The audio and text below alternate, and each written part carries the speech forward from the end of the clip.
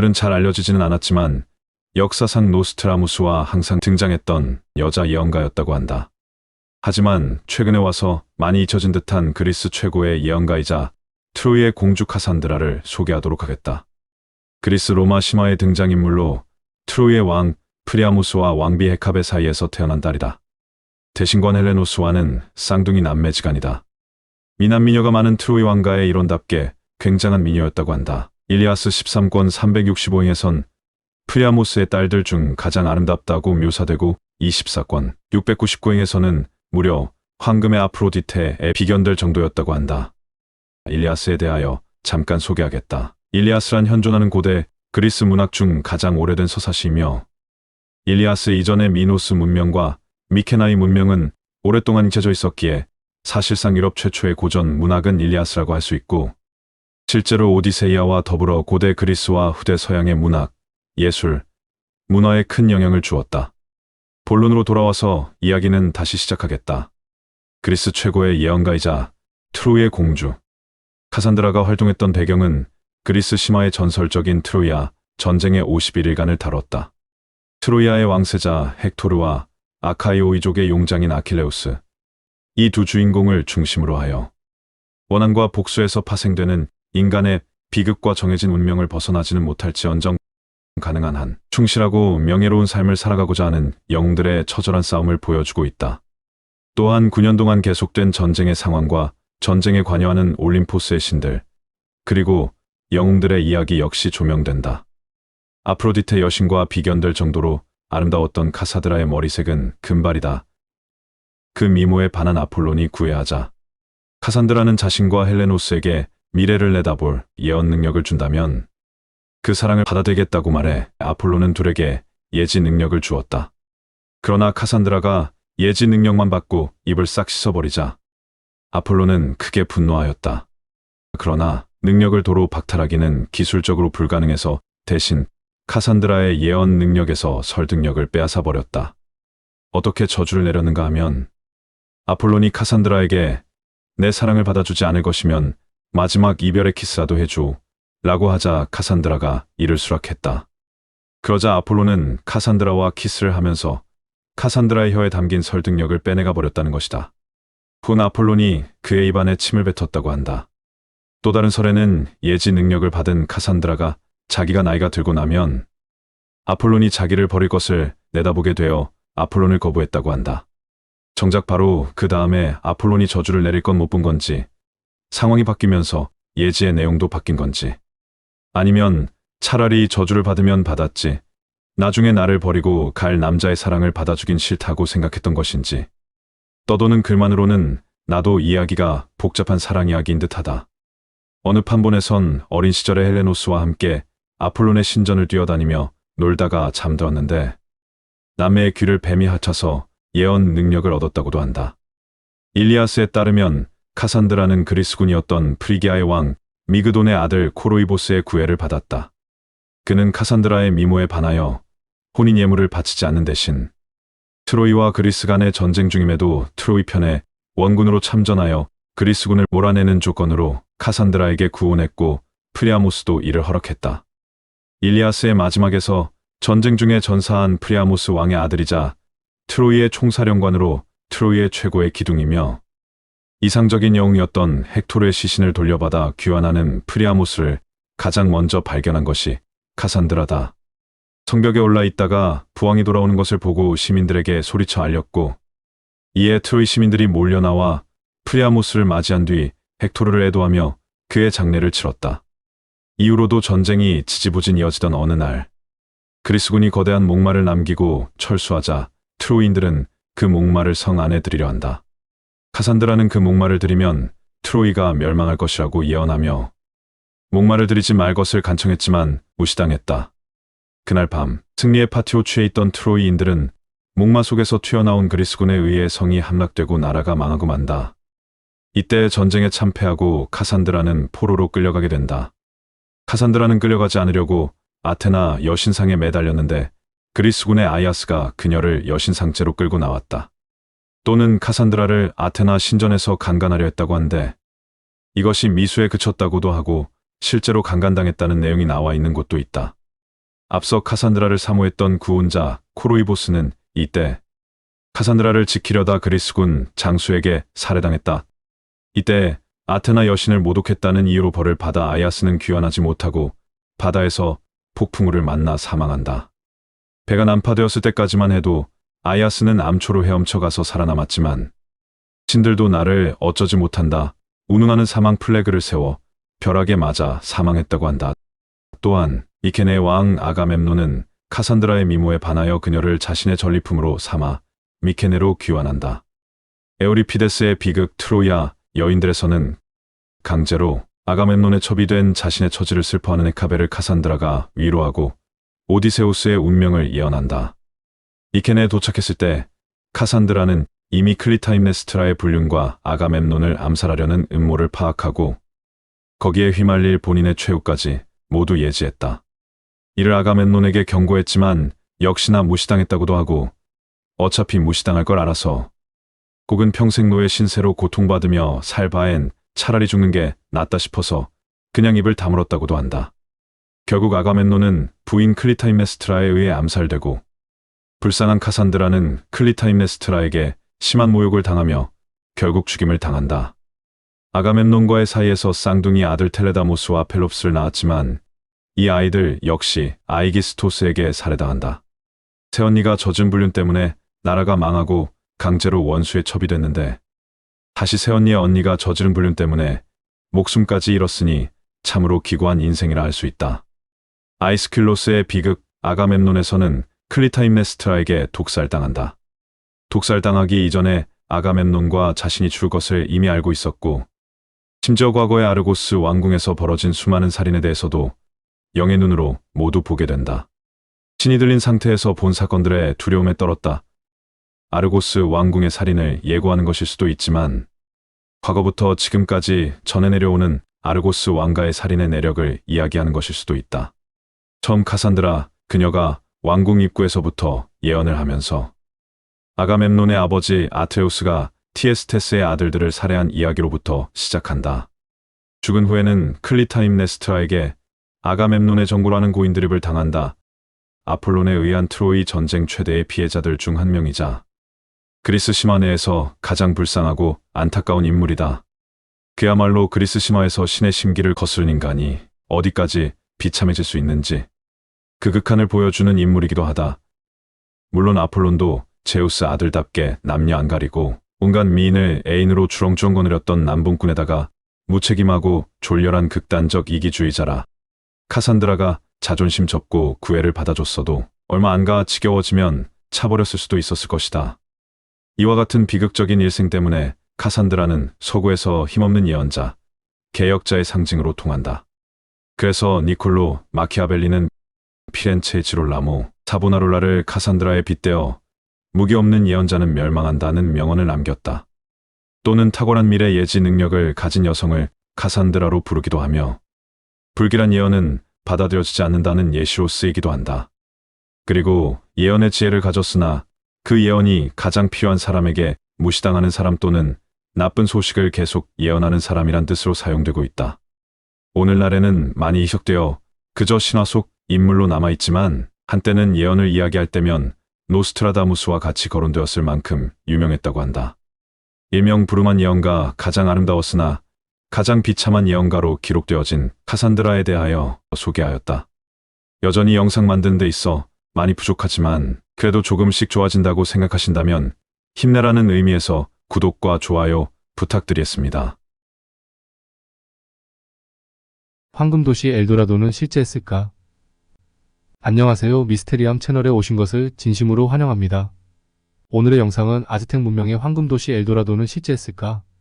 라는 주제로 영상을 준비하였으니 재미있고 유익한 시간 되시길 바라며 바로 시작하겠습니다.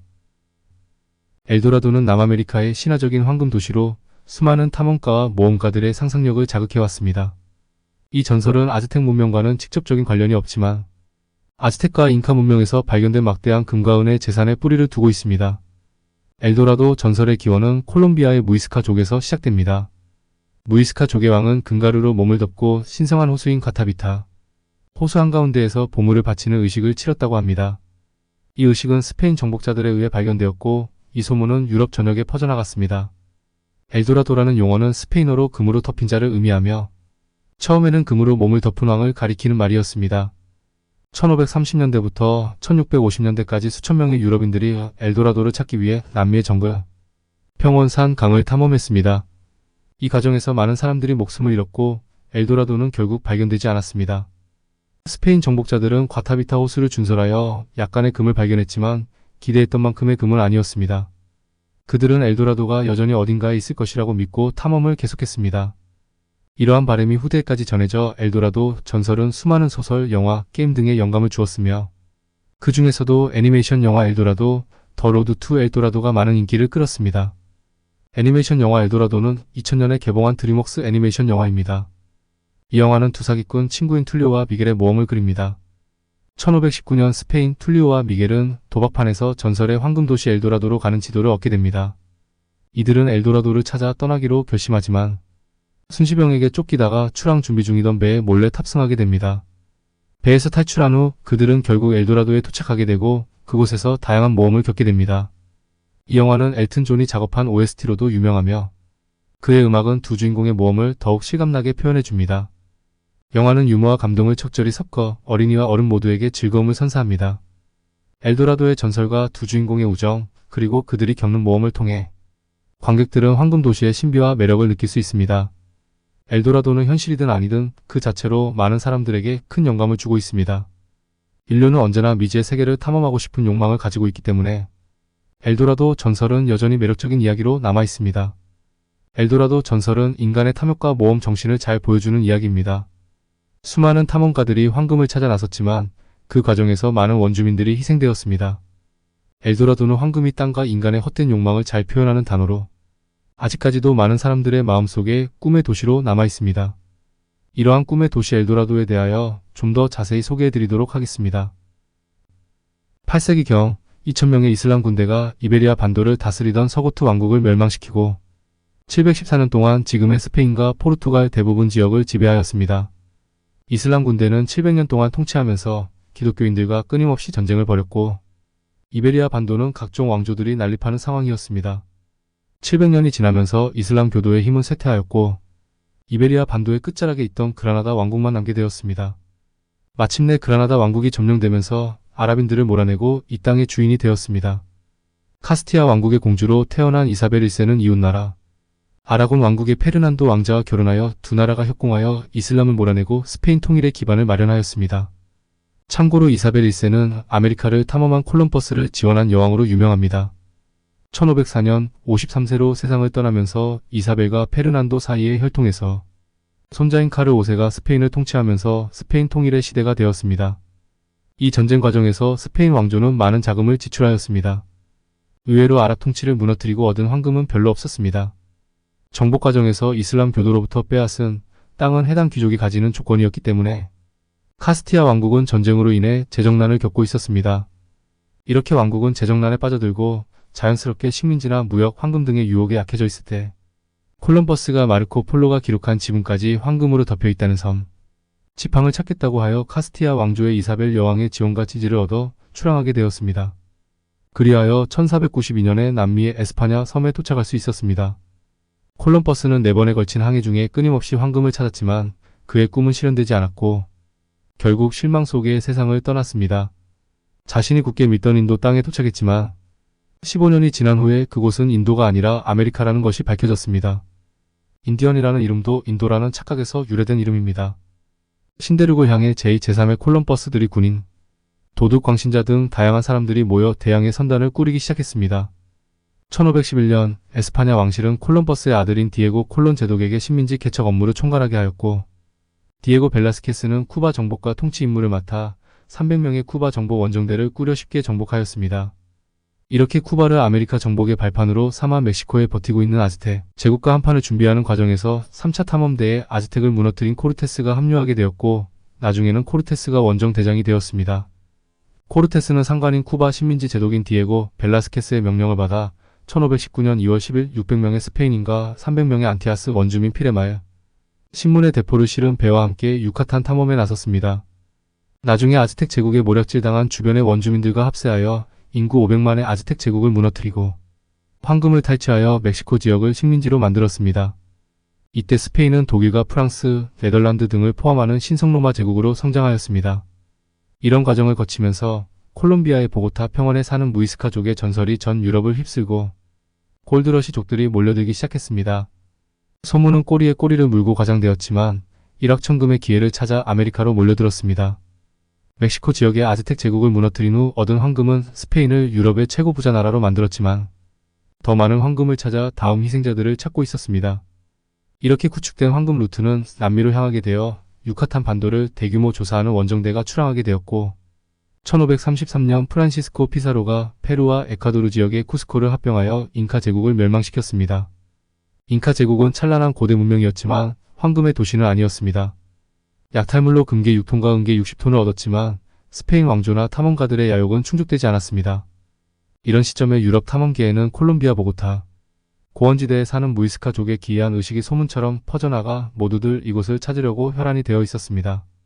소문에 따르면 무이스카 부족은 새로 취임한 족장이 온몸에 금가루를 바르고 신성한 의식을 치르는데 의식이 끝나면 신성한 호수에 들어가 몸을 씻고 부족민들은 호수로 가서 금과 온갖 보석들을 던진다는 종교 의식이 있었습니다. 이렇게 무이스카 족장을 스페인어로 엘라도라라고 불렀는데 이는 금가루를 칠한 인간을 뜻하는 스페인어로 나중에는 황금의 나라라는 의미로 사용되었습니다. 그 호수는 콜롬비아의 보고타 고원지대에 있는 구아타비타호수로 초기에는 아무도 호수의 위치를 알지 못했고 아마존 상류 정도로 추정하였다고 합니다. 이 호수는 해발 700m사와 산스호산 화구에 생긴 호수입니다. 잉카 문명을 멸망시킨 피사로는 1541년 탐험대를 조직해 안데스 산맥을 넘어 현재 에콰도르 동부 지방까지 조사하도록 명령하였습니다. 그 외에도 영국 탐험대와 네덜란드, 프랑스 탐험대가 있었으나 모두 황금의 도시를 찾는 데는 실패하였습니다. 이 호수 바닥에 황금 봉헌물이 가득할 것이라는 기대 속에 1898년 과타비타 호수의 물을 모두 빼내는 일이 벌어졌고 호수 바닥을 샅샅이 뒤졌지만 진흙에 뒤엉킨 황금 장신구 몇 개만 겨우 발견될 뿐이었습니다. 20세기 초 황금 뗏목이 발견되었지만 유럽으로 옮겨지는 도중 독일 브레멘 항구 근처 창고의 화재로 불타 없어지고 말았습니다. 이후 고고학자와 여러 전문가들로 구성된 다양한 조사단이 꾸려졌지만 어느 누구도 엘도라도의 실체에 접근하지 못했습니다. 1969년 무이스카 뗏목이 발견되면서 그 실체가 세상에 알려지게 되었고 발견된 각종 유물들이 스페인 연대기에 기록된 내용들과 동일한 형태를 띠고 있었기에 엘도라도가 실제로 존재했음을 증명하였습니다. 하지만 콜롬비아 정부는 과타비타 호수를 자연공원으로 지정해 엘도라도는 전설로 남게 되었습니다. 지금의 콜롬비아 보고타 평원에 사는 무이스카족은 약 30만 명으로 멕시코의 아즈텍 문명과 페루의 잉카 문명, 그리고 콜롬비아의 세 번째 문명이지만 금이 다른 문명보다 더 많은 것도 아니고 인간의 야욕으로 멸망을 겪은 또 하나의 문명이 된 경우입니다. 이후 아마존 강이 발견되었는데 1541년 2월에 잉카 문명을 멸망시킨 피사로의 동생 곤살로, 피사로를 대장으로 하는 탐험대가 출발하였습니다. 안데스 산맥을 넘어 몇 달 동안 밀림을 헤매다가 아마존강 상류의 한 갈래인 지금의 나포강에 도달했습니다. 곤살로 피사로는 믿을만한 부하를 시켜 선발대로 숲속을 살피게 했는데 선발대 대장인 오레아나는 대원 10명을 데리고 강을 따라가던 어느 날 원주민들의 공격을 받았고 화살을 쏘는 사람들이 모두 여자라는 것을 알았습니다. 오레아나는 1542년 8월에 마침내 대서양으로 빠져나와서 강 이름을 그리스 신화 속 아마존 부족과 같다고 생각하여 아마존 강이라고 불렀습니다. 1545년 5월 오레아나는 두 번째 아마존강 탐험에 나섰지만 아마존강 어귀에서 죽었다고 합니다. 이렇게 아마존강은 유럽의 스페인에 먼저 알려졌습니다. 엘도라도는 황금이 땅과 인간의 헛된 욕망이나 야욕을 잘 표현하는 단어입니다. 이 과정에서 수많은 인디언들이 세상을 떠났습니다. 과연 인간의 욕심의 끝은 어디일까요? 황금을 얻기 위한 수많은 원주민들의 죽음은 누구에게 보상받을 수 있을까요? 영화로도 만들어졌던 황금의 도시 엘도라도는 아직 명확하게 밝혀진 곳은 없지만 정말로 남겨진 흔적처럼 황금으로 산을 덮을 수 있을 만큼의 황금 도시일까요? 지금 시대는 잔디밭에서 바늘도 찾아낸다는 시대가 아닌가요? 그렇다면 번쩍번쩍할 황금 도시를 아직도 못 찾는단 말인가요? 언젠가 그 진실이 밝혀지겠지만 아직까지는 누구나의 마음속에 간직되어 꿈의 도시 황금의 도시를 꿈꿔보고 싶습니다. 오늘의 영상을 어떻게 보셨는지요? 좀 더 다양하고 재미있는 또 다른 영상을 준비하기 위한 좋아요, 구독 부탁드리며 지금까지 미스테리함이었습니다. 감사합니다.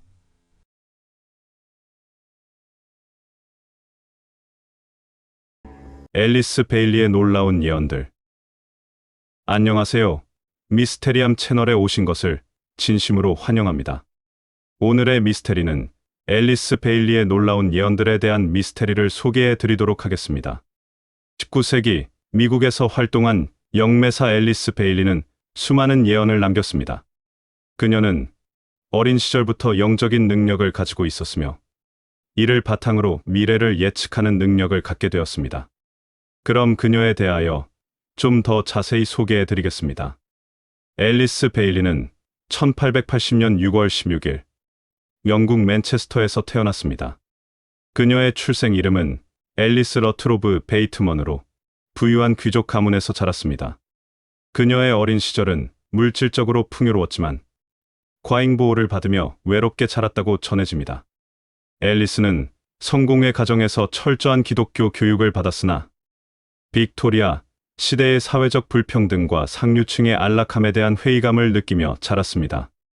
어린 시절 앨리스는 3번의 자살 시도를 했다고 합니다. 그녀는 삶의 보람을 찾지 못해 불행했고 5세, 11세, 그리고 15세에 자살을 시도했으나 모두 실패했습니다. 15세 때 그녀는 유럽식 의복을 입고 터번을 쓴 키 큰 남자를 만났는데 그는 그녀에게 자제력을 기를 필요가 있다고 말했습니다. 앨리스는 처음에 그를 예수라고 생각했지만 나중에 그가 스승쿠트 후미임을 알게 되었습니다.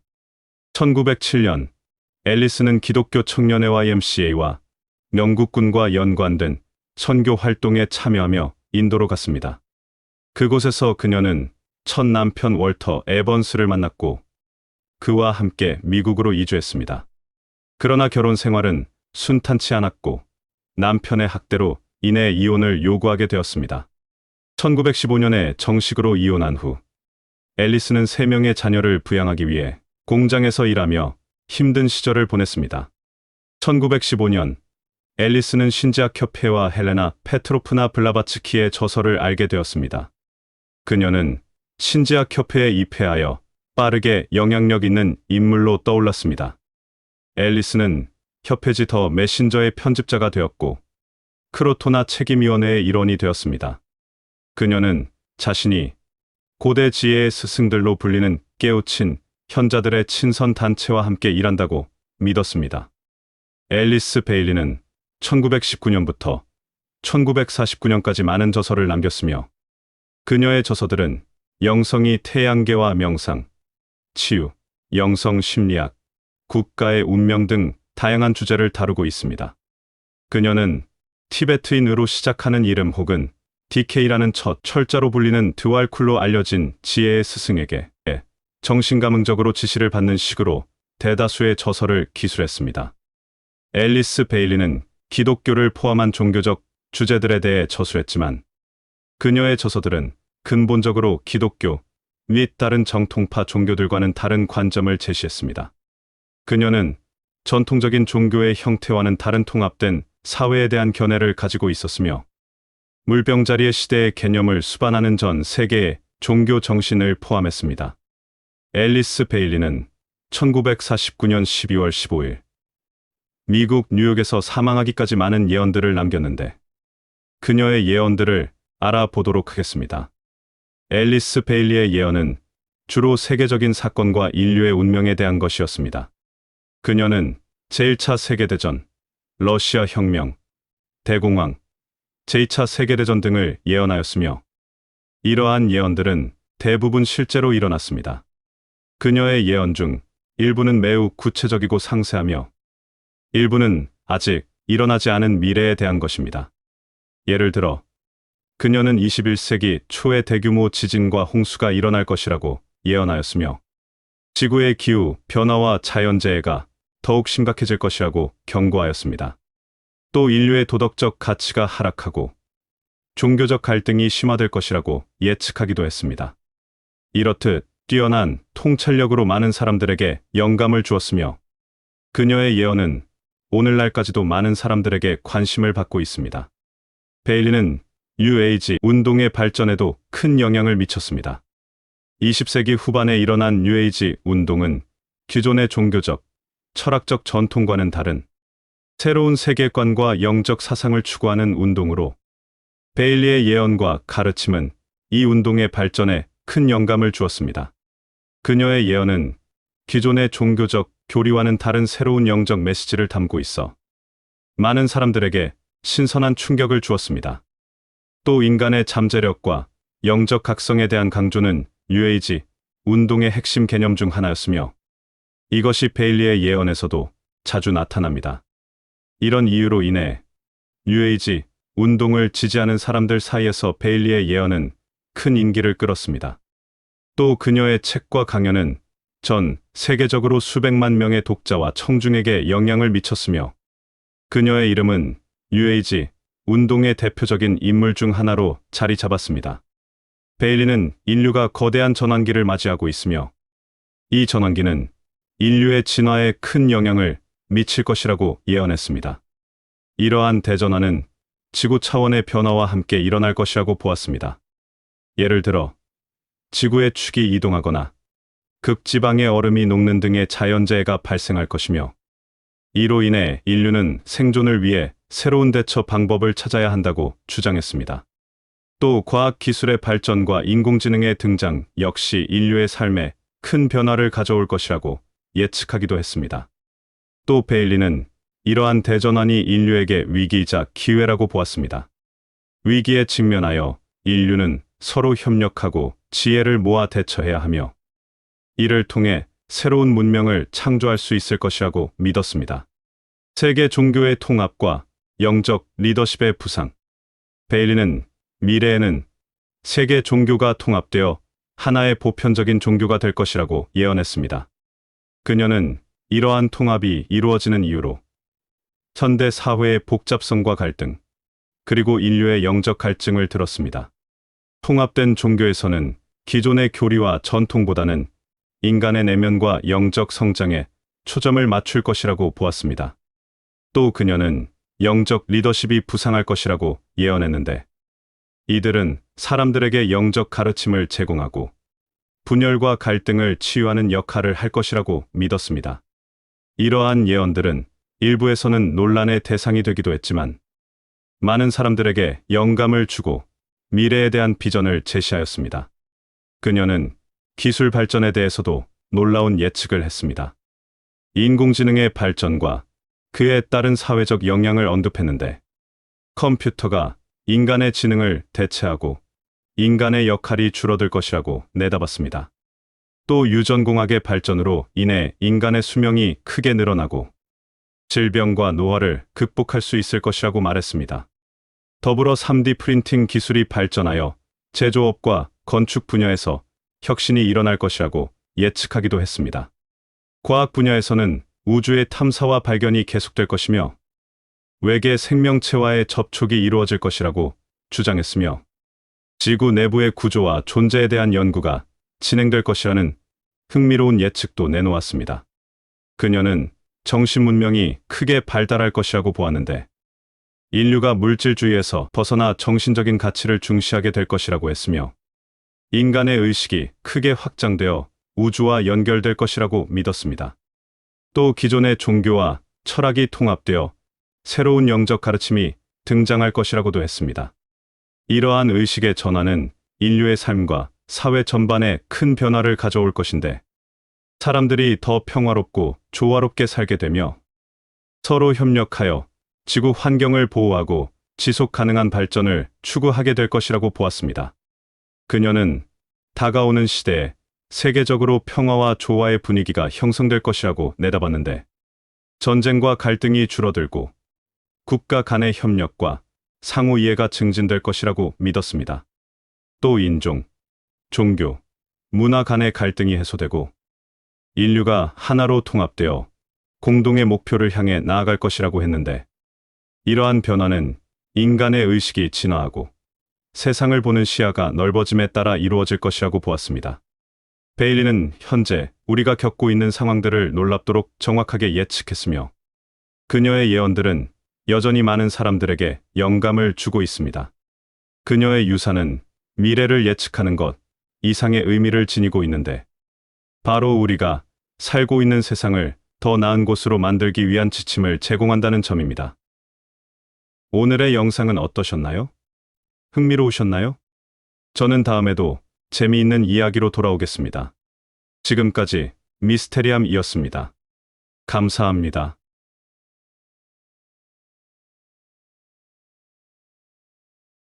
지구의 위험 경고등이 켜졌다. 안녕하세요. 미스테리함 채널에 오신 것을 진심으로 환영합니다. 오늘의 영상은 지구의 위험 경고등이 켜졌다.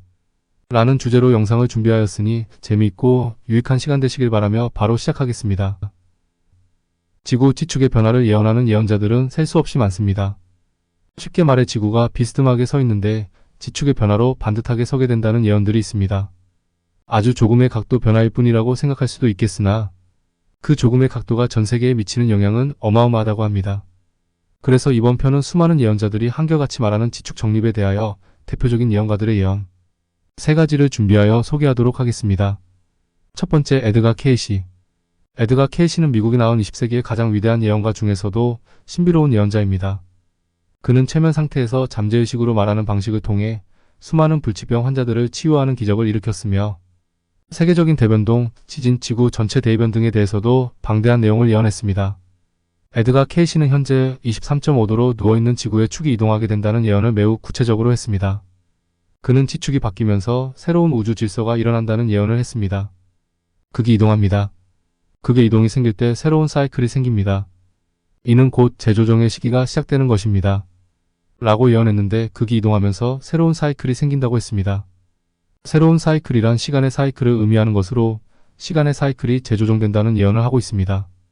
참고로 지축이 바뀌면서 지금의 365일의 1년 시간 주기가 360일로 바뀌게 된다고 정력에 나와 있습니다. 극이 이동하는 충격으로 인한 지각 변동으로 지구상에 일어나는 일에 대해 이렇게 예언했습니다.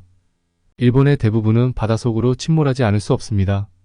로스앤젤레스, 샌프란시스코의 대부분은 뉴욕보다 훨씬 먼저 파괴될 것이며 미국의 동부 지역은 서부 지역이나 중앙 지역과 마찬가지로 혼란에 빠질 것입니다. 하여 바다 밑으로 침몰할 것입니다. 대서양과 태평양에 각각 육지가 나타날 것입니다.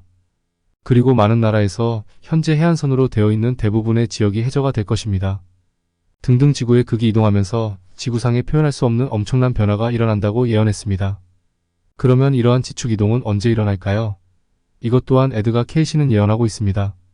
현재 뉴욕주의 해안지대 혹은 뉴욕시 자체도 대부분 소멸될 것입니다.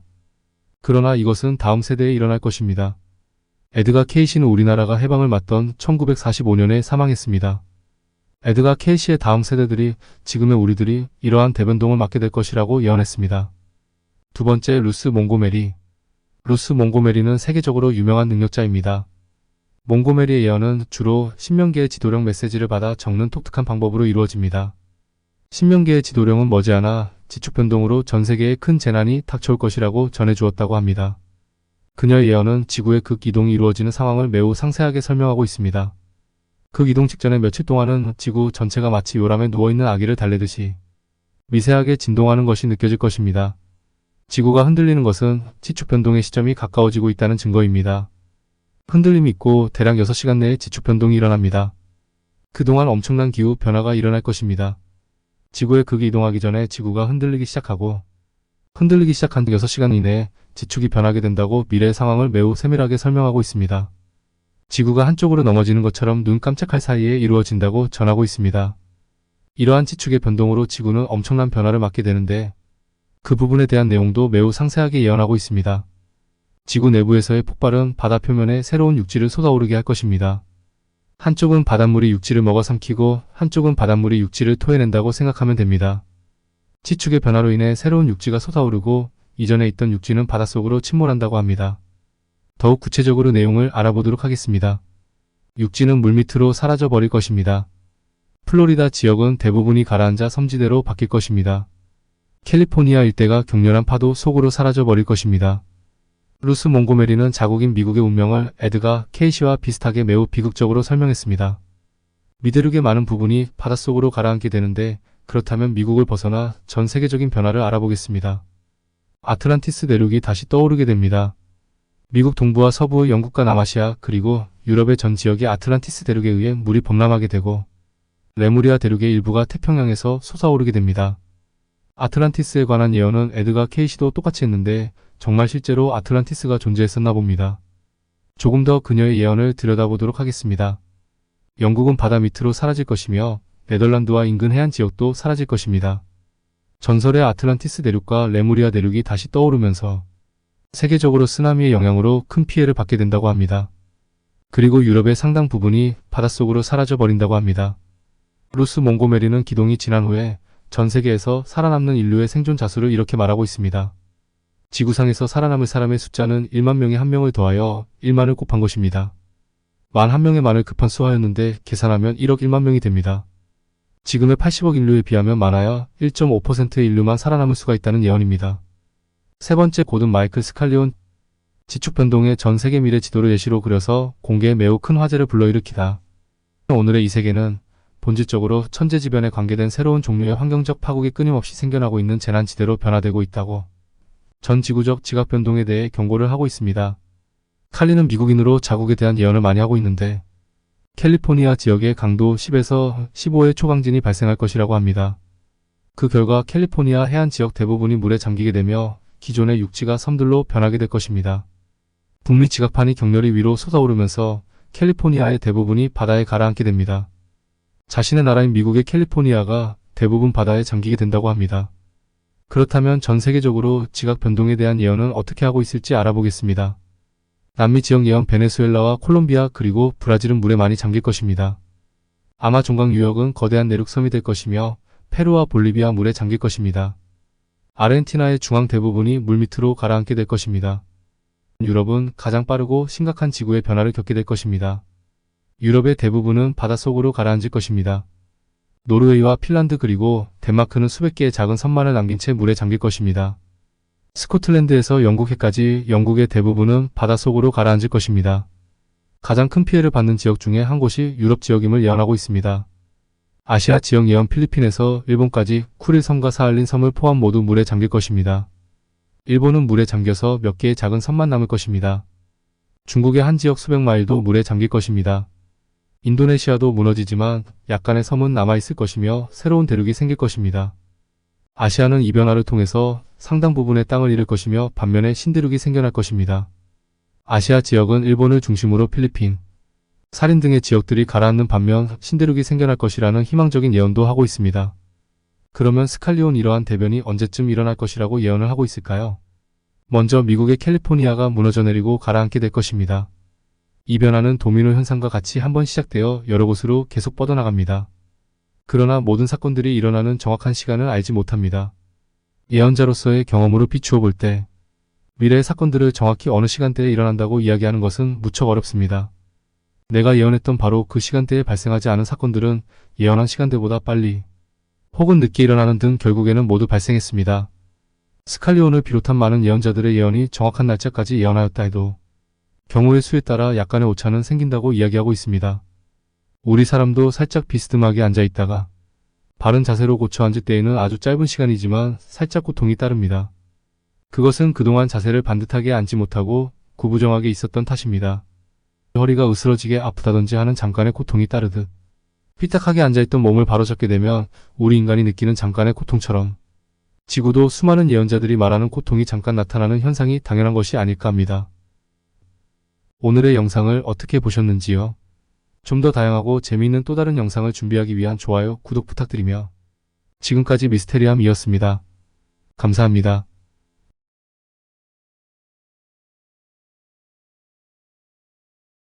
실비아 브라운의 놀라운 예언들. 안녕하세요. 미스테리함 채널에 오신 것을 진심으로 환영합니다. 오늘의 미스테리는 실비아 브라운의 놀라운 예언들에 대한 미스테리를 소개해 드리도록 하겠습니다.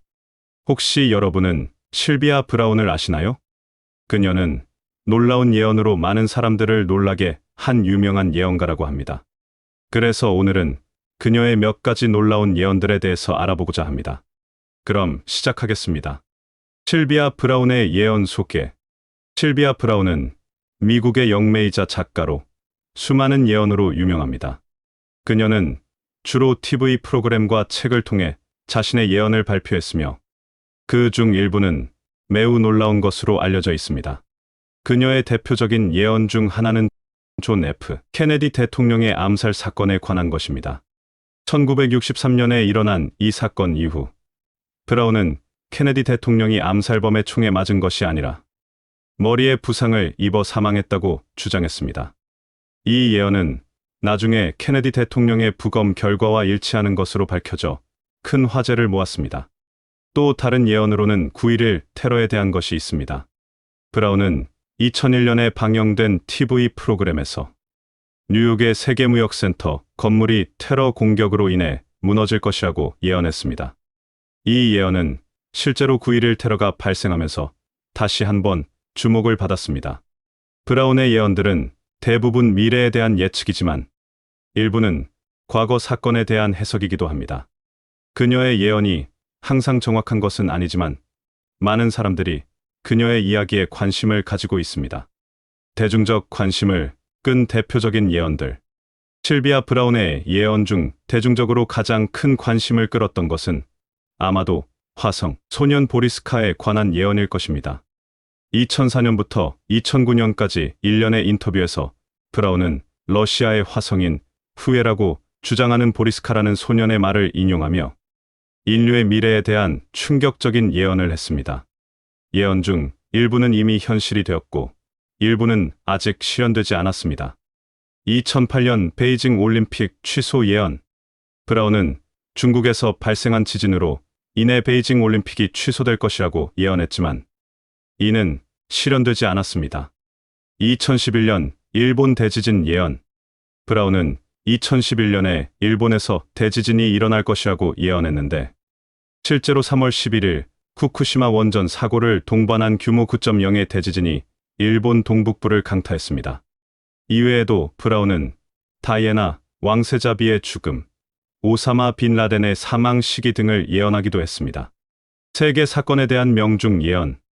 실비아 브라운은 세계적으로 유명한 영매사로서 수많은 예언을 하였고 그 중 일부는 실제 사건과 일치하여 세상을 놀라게 하였습니다. 그녀의 예언 중 일부는 다음과 같습니다. 존 F. 케네디 대통령 암살 예언. 브라운은 1963년에 케네디 대통령이 암살될 것이라고 예언하였고 실제로 같은 해 11월 22일에 케네디 대통령은 암살되었습니다. 다이애나 왕세자비의 죽음 예언.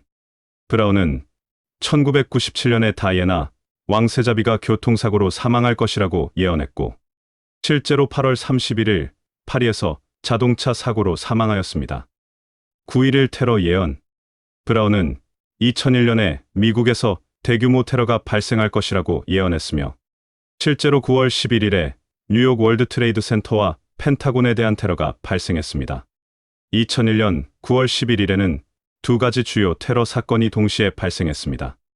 뉴욕의 세계무역센터가 공격을 받아 무너졌고 워싱턴 DC의 펜타곤도 공격을 받았습니다. 이 두 사건은 모두 같은 날에 일어났고 9.11 테러로 알려져 있습니다.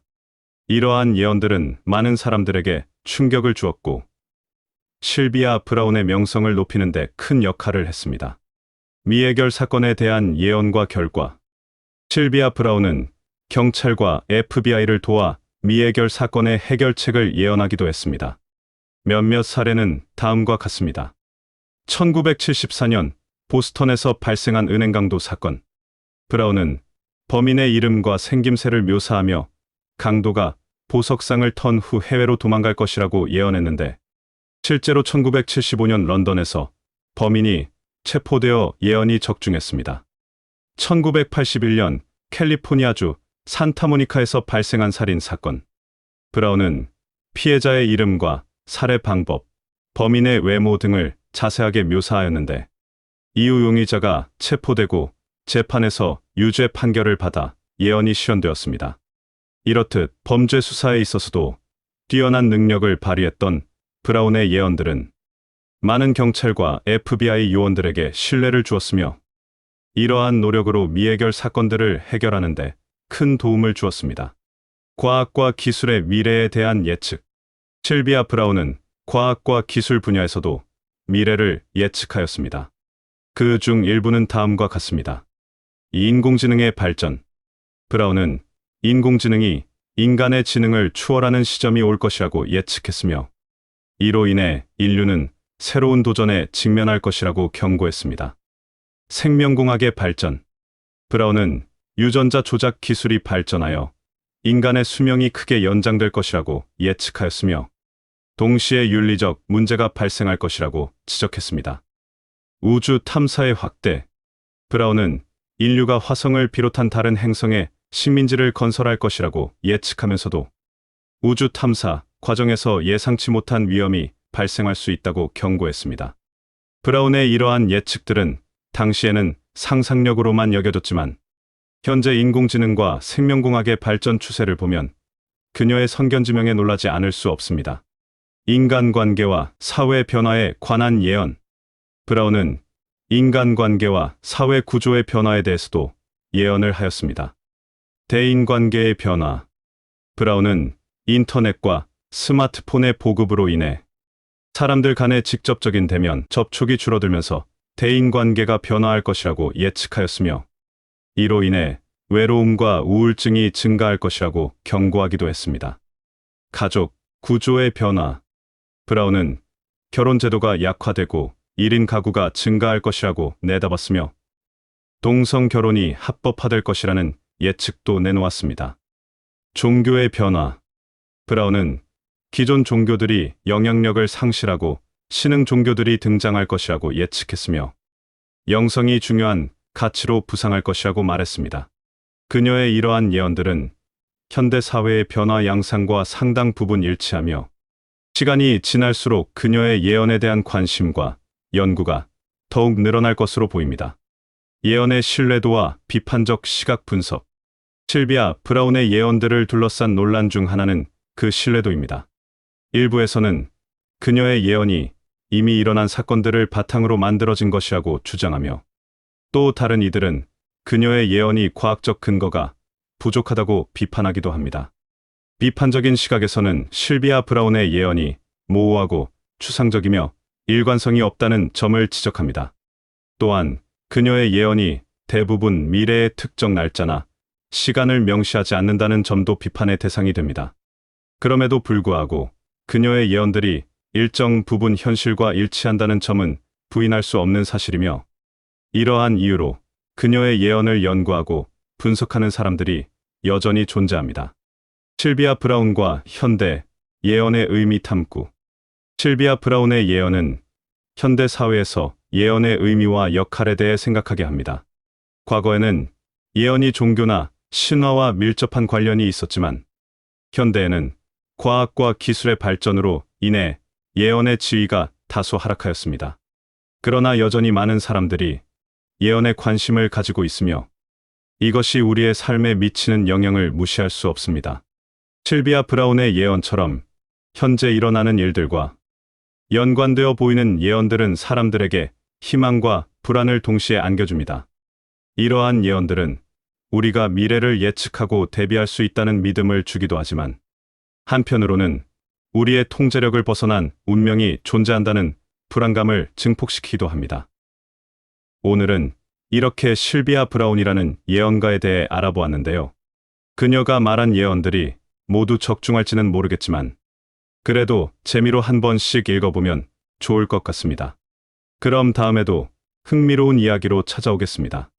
지금까지 미스테리함이었습니다. 감사합니다.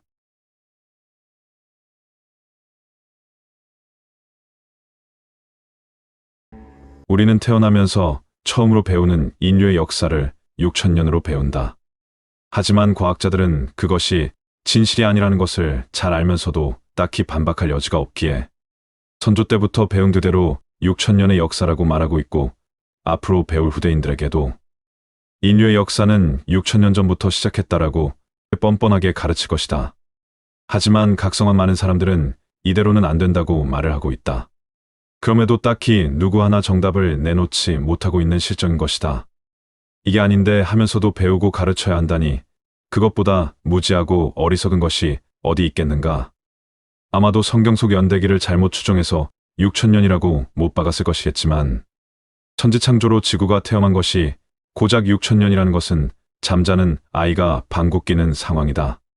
그저 어처구니가 없어서 헛웃음이 난다고나 할까? 그 성경 역시 해석을 제대로 하였나 의구심이 들기는 마찬가지이다. 1.1획도 변형시키지 말라고 하나님께서 말씀하셨는데 지금 우리가 쓰고 있는 성경은 원본 그대로가 아닌 번역본이고 시대에 맞게 또 상황에 맞게 재해석한 것이 사실이 아닌가 말이다.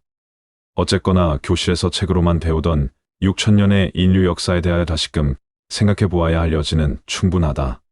그런 의미에서 오늘은 인류의 역사와 확실한 증거가 존재하는 초고대 문명에 대하여 소개하도록 하겠다. 대부분이 말이 안 되라고 말하겠고 역사 날조라고 말하겠지만 현 시대에는 과학자들조차도 말이 안 되를 연신 외치게 만드는 증거물들이 지구 곳곳에는 차고 넘치기 때문이다. 자, 그럼 시작하겠다. 말이 현재의 모습을 가지게 되기까지가 장장 6천만 년이나 걸렸다고 한다. 600년도 아니고 6천년도 아니고 6천만 년? 6천만 년이라는 세월을 생각하면 가히 놀라운 시간이 아닌가. 개미의 조상은 1억 5천만 년 전부터 이미 지구에 살았다는데 현재까지도 생존해 있고 부지런히 활동하고 있는 개미들과 크게 다를 것이 없다고 한다. 1억 5천만 년 동안의 그 긴 시간과 세월 동안 미세한 변화밖에는 없었다니 이 또한 놀랍지 않은가. 여기에서 더욱 놀라운 점은 이에 비해 인류는 고작 200만 년 동안의 해상과 육상, 그리고 공중뿐만 아니라 지금은 비록 우주선을 타고 있지만 우주를 날아다닐 수 있게 되었다. 여기서 잠깐. 아니, 이것은 천지창조하고는 많이 다르잖아? 그렇게 생각하실 분들이 많으실 것이다. 그렇다면 과학자들은 말과 개미 그리고 인간의 역사를 왜 저렇게 학계에까지 발표하였을까? 흔히 과학자들은 증거가 없으면 믿지 않으며 확실하지 않으면 단정짓지도 않는다. 그것이 과학자인 것이다. 그런 그들이 말과 개미 그리고 인간의 역사를 성경에 위배되는 몇 백만 년, 몇 억만 년 전이라고 발표하였다는 것은 그들 양심상 그것이 현재로서는 진실이라 믿기 때문이다. 혹자는 탄소연대 측정이 잘못되었다고 말하기도 하고 오래된 역사 증거물들은 고작 몇백 년 된 것들을 과학이 무지해서 오해한 것이라고 말하기도 한다. 아무튼 위에서 언급한 것처럼 말은 장장 6천만 년이나 걸려서 서서히 지금의 모습을 갖추었고 1억 5천만 년이나 지구를 누비며 생존해왔던 개미는 지금까지도 크게 달라지지 않은 것에 비하면 인간은 말과 개미에 비해 고작 200만 년 동안 어마어마하게 발전하였다는 것이다. 우리 인류의 획기적인 진화로 인한 발전이 선뜻 잘 이해가 안 된다면 인류의 친척쯤 되는 원숭이들을 생각해보면 놀라지 않을 수 없을 것이다. 우리 인간과 거의 유사하며 쉽게 말해 먼 친척이자 뿌려 같다고 알고 있는 침팬치나 원숭이 고릴라 등등을 살펴보자. 그들은 여전히 나무에서 나무로 뛰어다니기 바쁘며 나뭇가지나 돌 등 이런저런 도구를 사용하는 것처럼 보이면서도 몇 백만 년을 거기에 그대로 머무른 채 전혀 발전이 없지 않은가?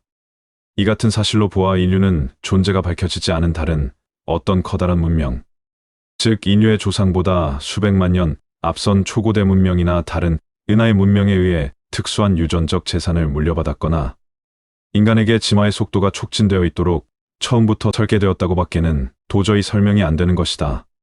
특히 인류의 기억 속에 남겨진 문명의 잔재를 살펴보면 인류 스스로의 힘만으로 진화해왔다는 데는 많은 의문점들이 생기게 된다. 인류는 19세기에 이르기까지 인류의 역사를 고작 6천년에 지나지 않는다고 생각하고 또 그렇게 배우지 않았던가. 그런데 고대 인도의 브라마는 우주의 존속기간을 43억 2천만 년으로 계산하였다.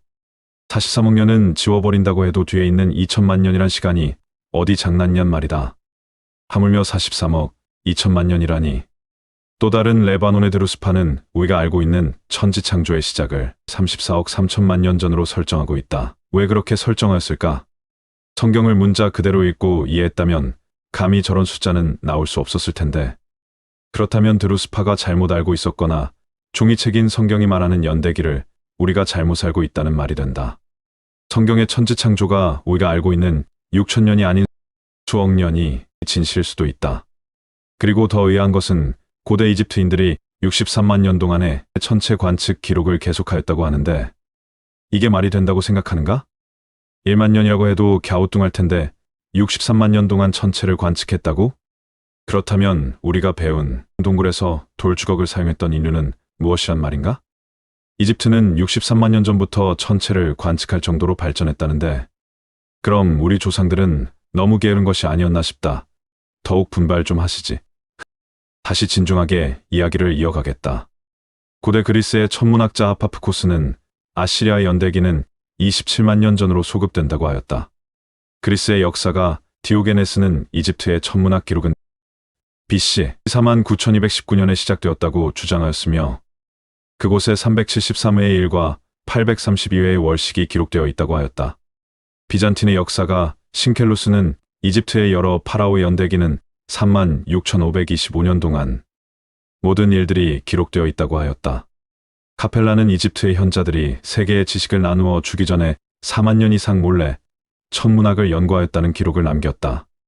바빌로니아의 태음력과 이집트의 태양력의 시작은 기원전 1만 1542년에 일치되어 있다. 인도의 달력은 기원전 1만 1652년부터 시작되었다.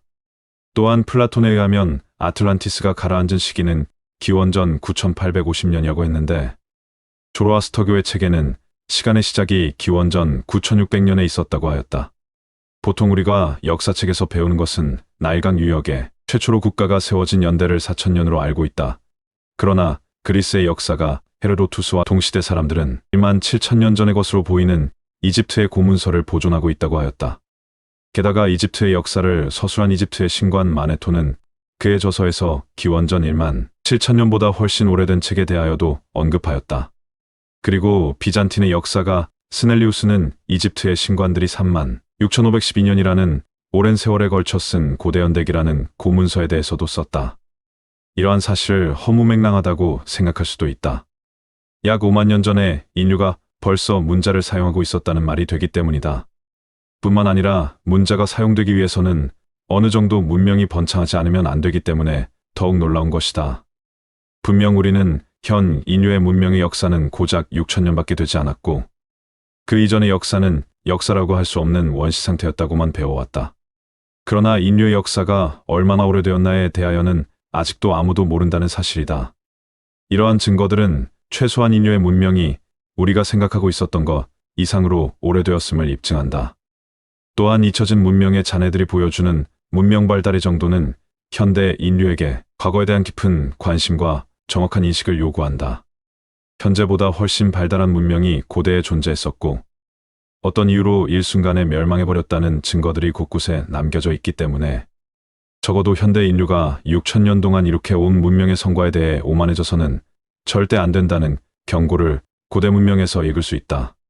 즉 현재의 인류 문명 이전에도 고도로 발달했던 고대 문명이 다수 있었다는 것이고 우리는 그 후예들이라는 것이다.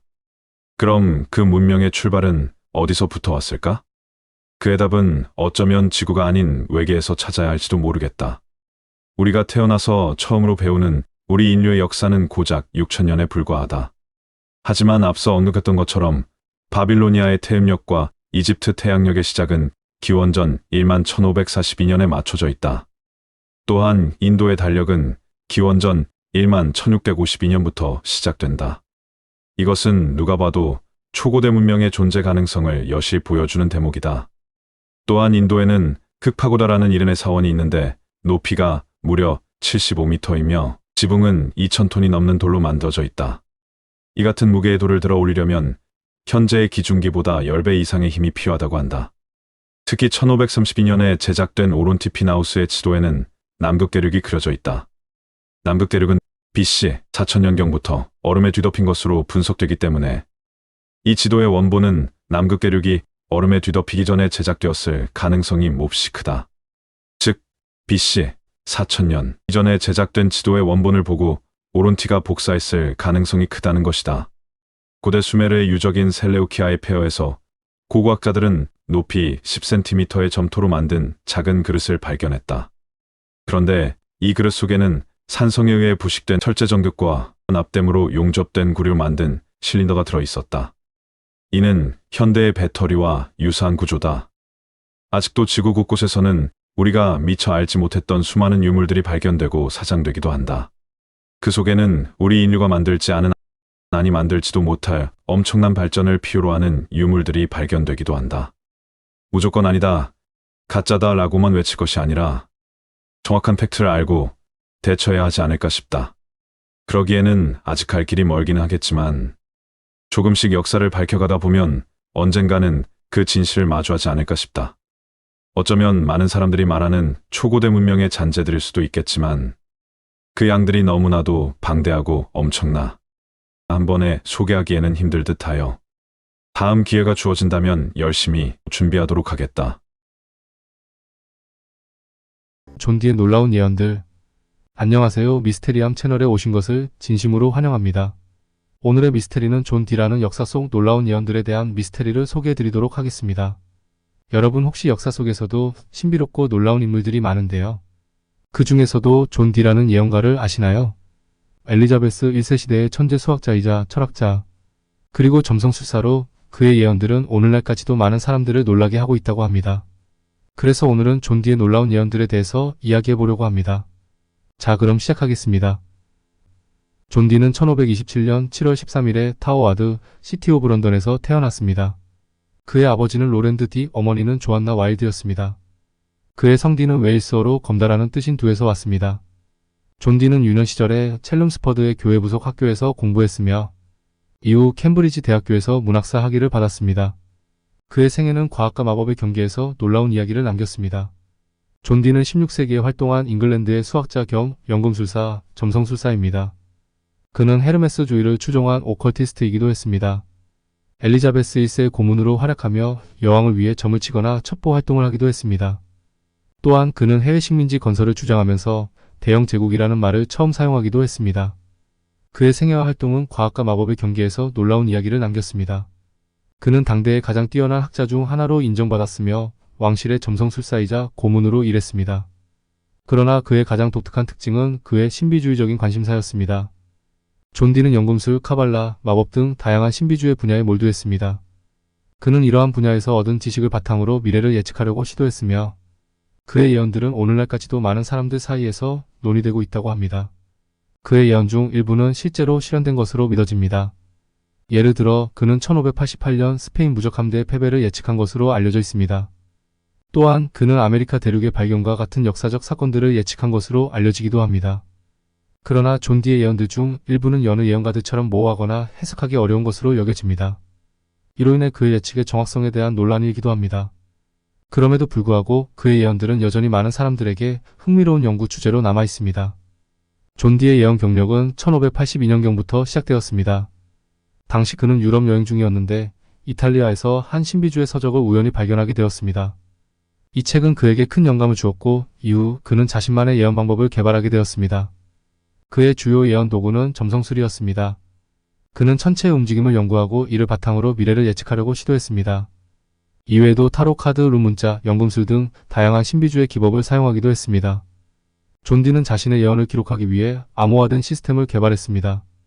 이 시스템은 이너키언이라고 불리며 그의 예언집인 더 북 오브 이넉에 사용되었습니다. 이 책은 현재까지도 많은 연구자들 사이에서 논쟁의 대상이 되고 있습니다. 존 D의 예언들은 그의 천재적인 마인드와 함께 초자연적인 능력에 대한 논란을 불러일으켰습니다.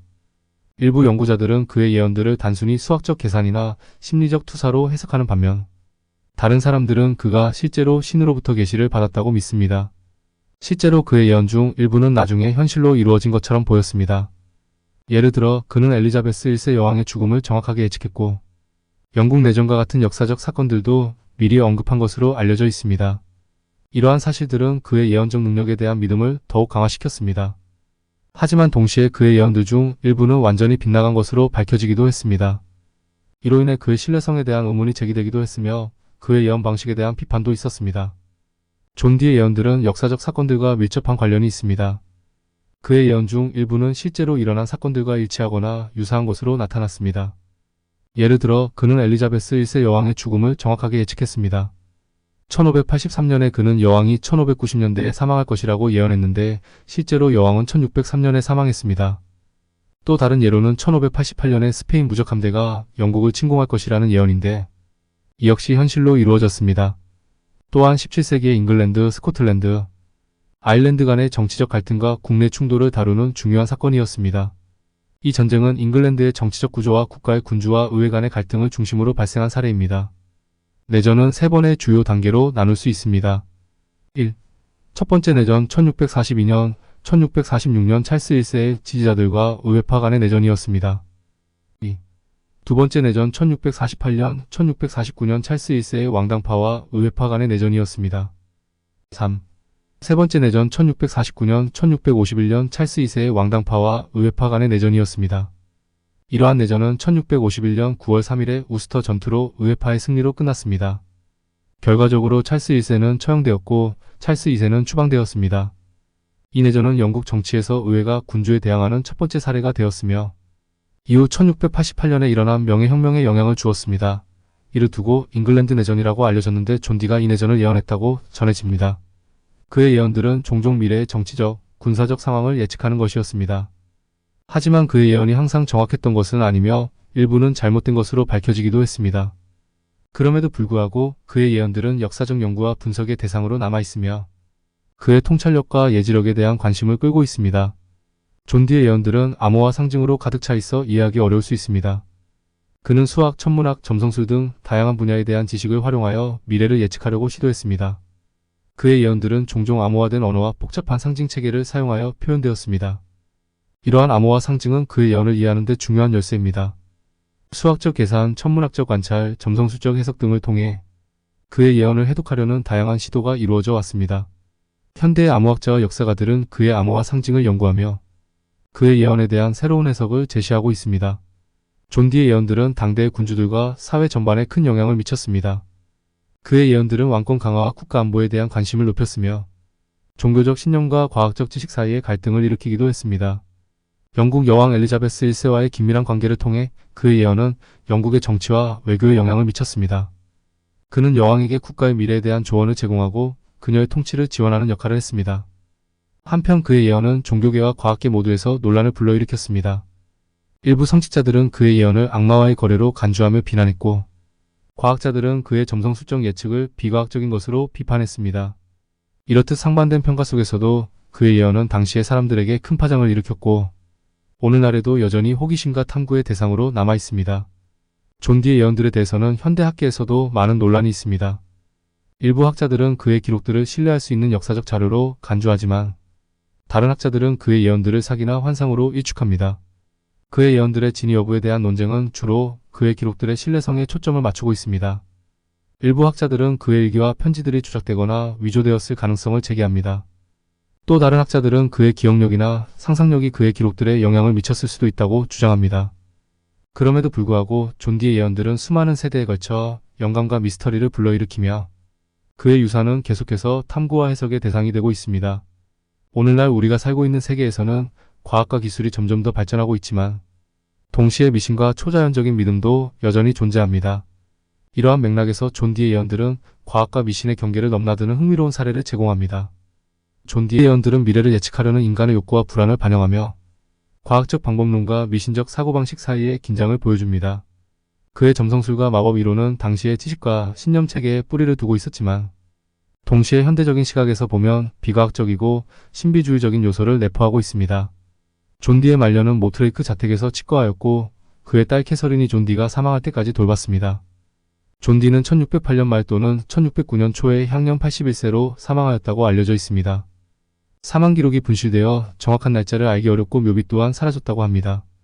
지금까지 존 디라는 인물에 대해 살펴보았습니다. 그는 비록 오늘날에는 잊혀진 존재이지만 당대 사람들에게는 엄청난 영향력을 행사했던 인물입니다. 특히 그가 남긴 예언들은 아직까지도 많은 사람들 사이에서 회자되고 있을 정도로 유명합니다. 여러분도 이 영상을 통해 그의 삶과 업적에 대해 자세히 알게 되셨으면 좋겠습니다. 오늘의 영상은 어떠셨나요? 흥미로우셨나요? 저는 다음에도 재미있는 이야기로 돌아오겠습니다. 지금까지 미스테리함이었습니다. 감사합니다.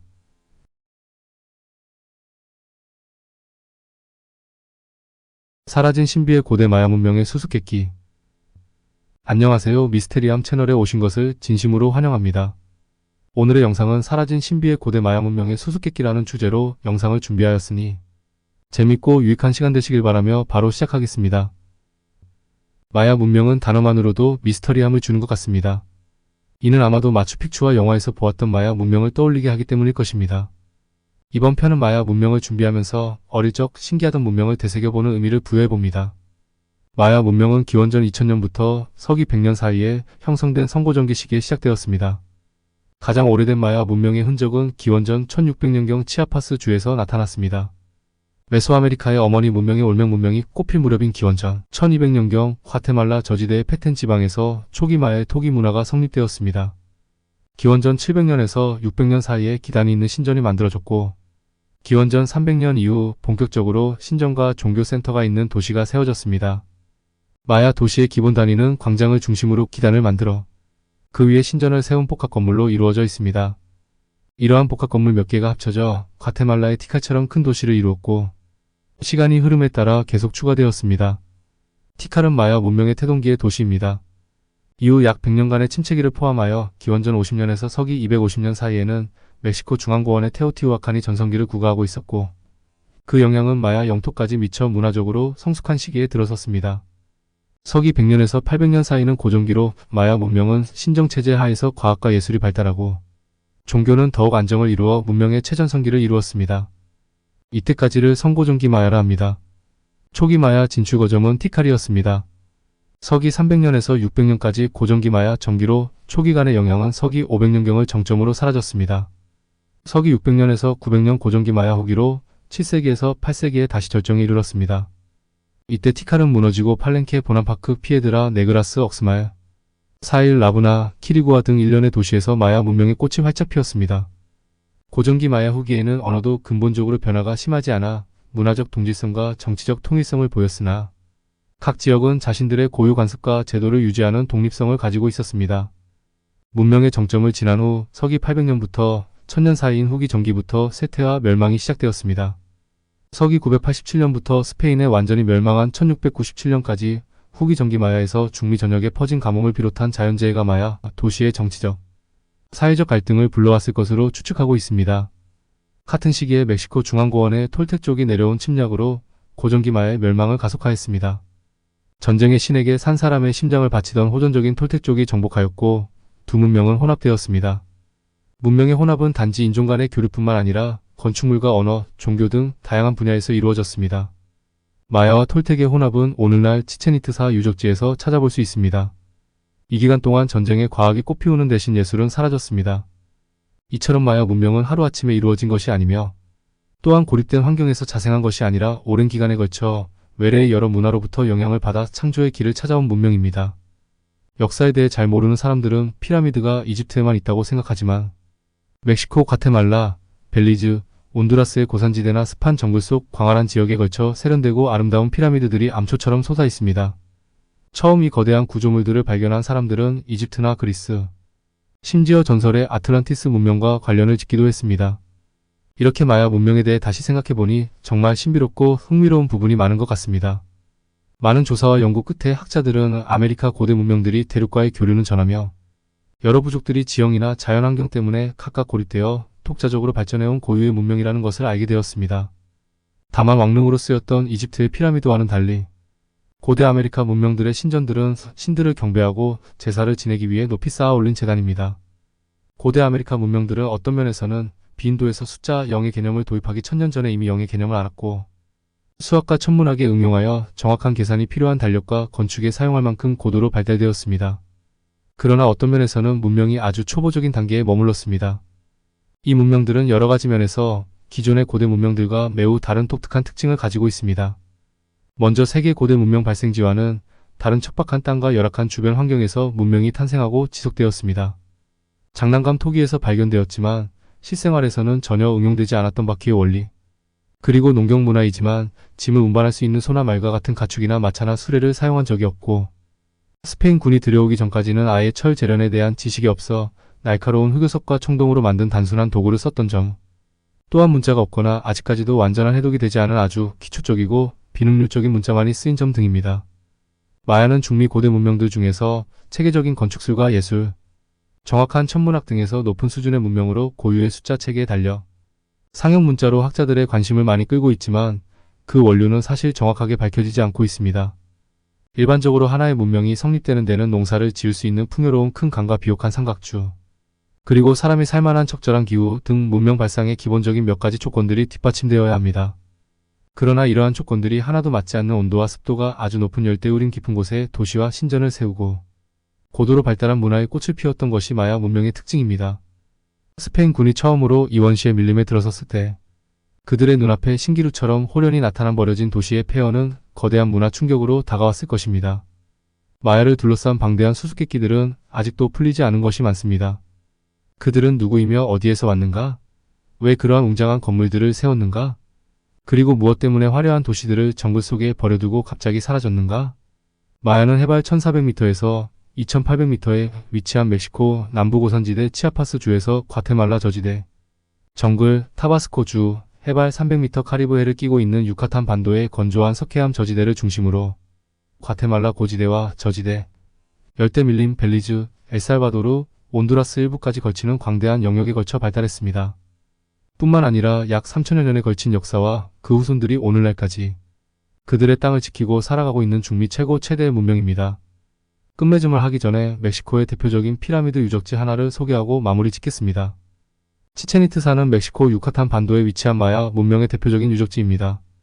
이곳은 마야 문명의 신비와 고대 건축술의 위대함을 보여주는 것으로 세계 7대 불가사의 중 하나로 꼽힙니다. 치첸이트사의 피라미드 특징은 계단의 수에 있습니다. 치첸이트사의 피라미드는 각면에 91계단이 있고 면을 모두 합하면 364개가 되고 마지막 꼭대기 1단을 더하면 총 365개가 됩니다. 이는 마야 달력의 1년과 같은 수를 나타내는 것으로 마야인들이 천문학에 강했다는 걸 보여주는 예시라고 할 수 있습니다. 특히 춘분과 추분의 일몰 때 피라미드의 뱀, 머리 조각 쪽으로 몸통 같은 그림자가 드리워지는 현상이 발생해 마야인들은 이를 뱀신을 숭배하는 의미로 해석했습니다.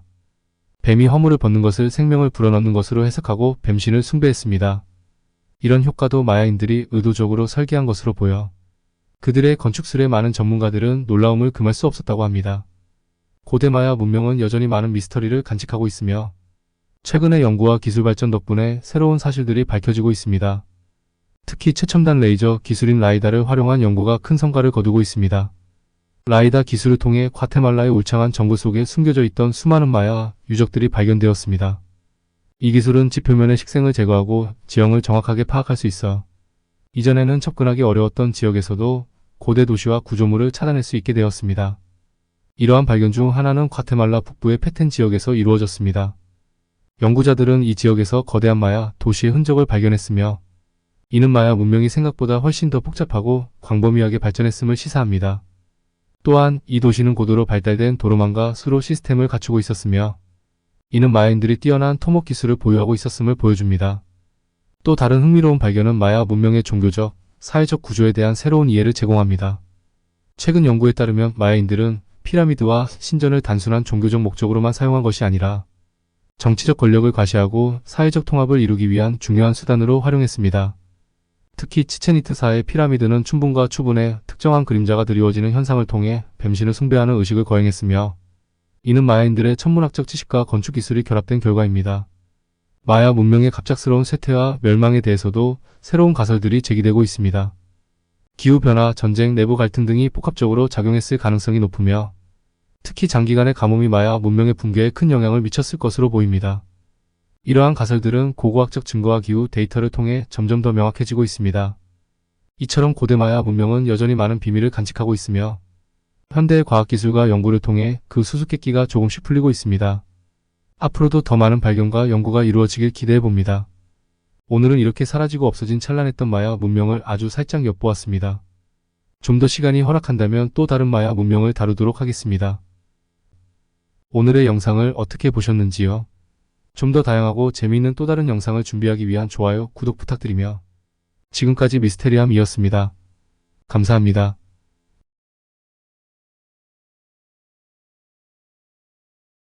대형 지진이 다가온다. 한국도 안전할 수 없다.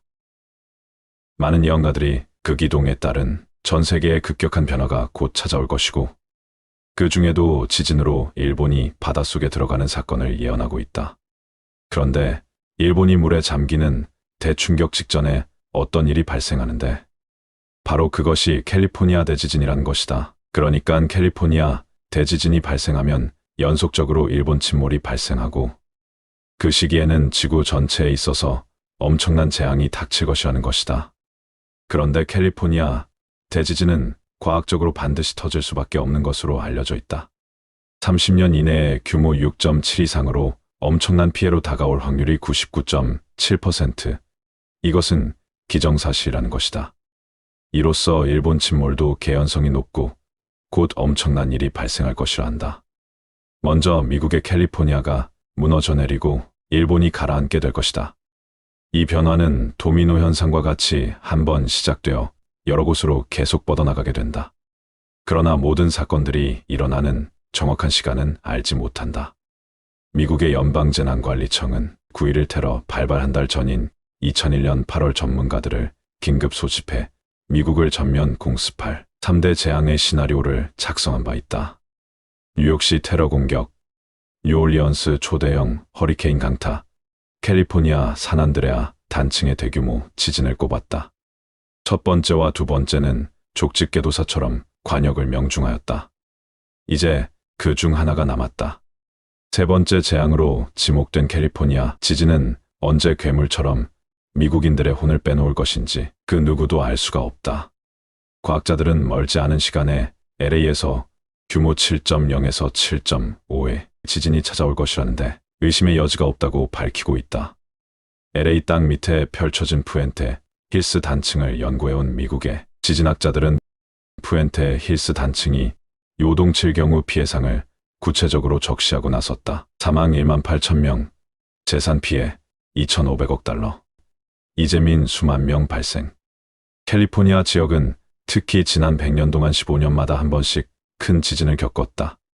미 항공우주국사나 제투추진연구소가 위성 관측한 바에 따르면 LA를 관통하고 있는 단층이 5년에 2.54cm씩 동쪽의 생게이브리얼 산맥 쪽으로 이동하고 있는 것으로 나타나 대규모 지진 가능성이 높은 것으로 지적됐다.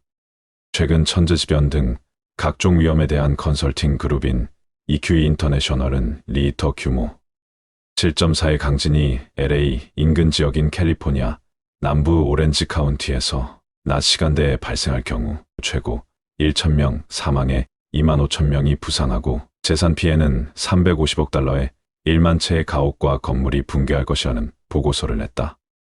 미국 지질학회의 미국 전역의 지진위험 지역 분석에 따르면 LA가 최고의 지진위험 도시로 꼽혔으며 다음은 샌프란시스코, 시애틀, 솔트레이크시티, 세인트루이스, 멤피스, 포틀랜드의 순이었다. 2004년 캘리포니아 주정부가 실시한 조사에 따르면 현재 캘리포니아 주민 가운데 62%가 지진 발생률이 높은 지역에 거주하는 것으로 나타났다. 벤츄라군 인구 100%, 로스앤젤레스군과 리버사이드군은 각각 99%, 92%가 지진 극히 우려되는 고위험 지역이다.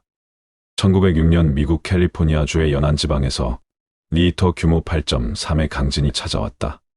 특히 이 대지진은 그 유명한 산안드레아스 단층을 따라 96만 제곱킬로미터에 이르는 지역을 뒤흔들면서 샌프란시스코시를 쑥대밭으로 만들었다.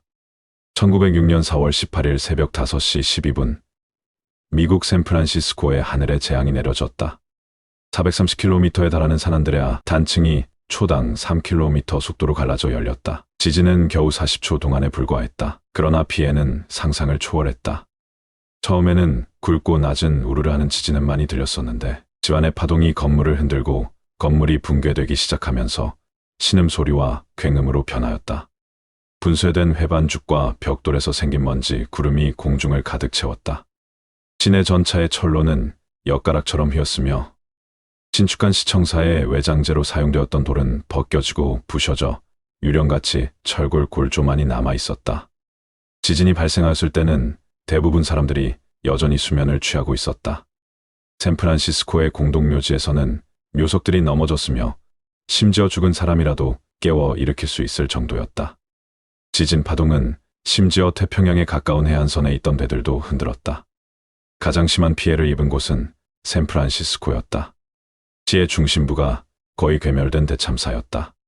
도시의 98%가 지진으로 인하여 발생한 화재로 잿더미로 변해버렸던 것이다. 건물이 피해를 보았으나 이것은 전초전에 지나지 않았다. 샌프란시스코의 거리 도처에서 가스와 수도 모관이 파열되었다. 화재는 자꾸만 번져 나가 자기 집도, 이웃의 집도, 근처의 모든 집도 온 도시가 불바다가 되었다. 화재는 74시간 이상 지속되었으며 도시의 2만 8천 채의 건물이 파괴되었다. 3일째의 마지막 날에는 가벼운 비가 타버린 제위에 내렸다. 3천 명이 목숨을 잃었으며 또한 40만 명 중 22만 5천 명의 이재민을 발생시켰다. 비극적 사건은 샌프란시스코 대지진 이야기보다 샌프란시스코 대화재라고 불러도 무방하다. 지진 후 14개월 동안 무려 153회의 여진이 있었다. 이로부터 약 90여 년이 경과한 지난 1994년 LA 북부 노스리지에 리히터 규모 6.7의 강진이 발생. 400억 달러에 달하는 미국의 자연재해의 사상 가장 큰 피해를 입었다. 유독 2000년 들어 캘리포니아주 도처에서 지진이 발발하고 있어 추후 조짐이 심상치 않게 생겼다. 2005년 6월 17일 오후 미국의 캘리포니아 북부 해안 지역에서 강진이 일어났다. 지진 발생 지역은 캘리포니아주 유리카 서쪽 200km 지점이다. 이번 지진은 2005년 6월 14일 캘리포니아 북부의 저 지역에서 일어난 규모 7.2 지진의 여진으로 간주하고 있다. 물론 캘리포니아주는 이런 초대형 지진의 무방비 상태에 있었던 것은 분명 아니었다.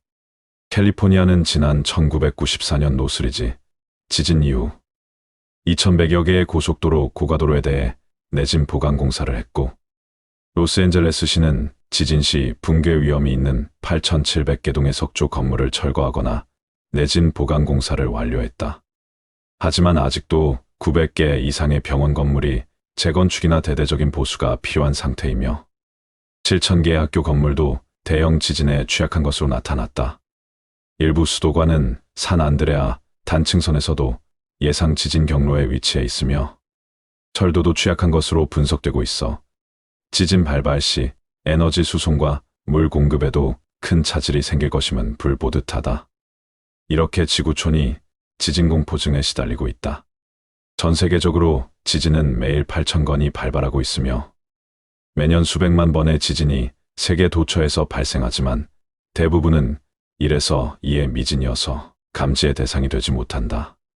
사람은 규모 3.0 이상이 돼야 지진을 명확히 느낄 수 있다고 한다. 이런 지진은 매년 5만 번씩 일어난다. 매일 30번씩 발생하는 셈이다. 큰 피해를 가져오는 규모 6.0 이상의 지진도 매년 100건이 넘게 발생한다. 전 세계의 지진의 81%가 태평양을 둘러싼 지역에서 발생하면서 지진이라 하면 대부분 캘리포니아와 일본을 떠올릴 정도로 이들 지역에 수시로 지진이 발생하고 있는데 그 이유는 무엇일까? 이 지역은 태평양판을 중심으로 여러 판들과 접해 있는 데다 상대적으로 형성된 지 얼마 되지 않은 불안정한 곳이기 때문이다. 지진은 판 구조에 의해 일어난다는 것이 일반적 정설. 지각과 멘틀의 일부가 결합해 지구 위를 덮은 여러 개의 판을 이루고 있다. 대부분 지진은 판 경계 위치 지역에서 빈번하게 발생한다. 여기에서 지진 발발의 바로 미터라 할 수 있는 것으로 활성단층이 본격 거론된다. 지질학계에서는 미국의 캘리포니아만에 있는 산안드레아스 단층처럼 현재 움직이고 있는 단층을 활성단층이라 구분한다. 활성단층이란 현재 계속적으로 변이가 일어나고 있거나 근래에 변이가 일어난 단층을 말한다. 비활성단층이란 지질학적 시간으로 오래전에 단층 작용이 일어난 것으로 더 이상의 변이가 일어나지 않는 단층을 말한다. 산안드레아스 단층을 중심으로 곳곳에 수십 개의 작은 단층이 가지를 치고 있어 복잡한 지형을 이루고 있다. 지진학자들은 샌프란시스코 북쪽에서부터 캘리포니아만 어기까지 이어져 있는 거대한 산안드레아스 단층을 경계로 멘틀 위에 떠 있는 지각인 태평양판은 북서쪽으로, 북미판은 남동쪽으로 이동하면서 서로 힘껏 마찰력을 유발시키고 있다는 것으로 지진의 원인을 설명한다.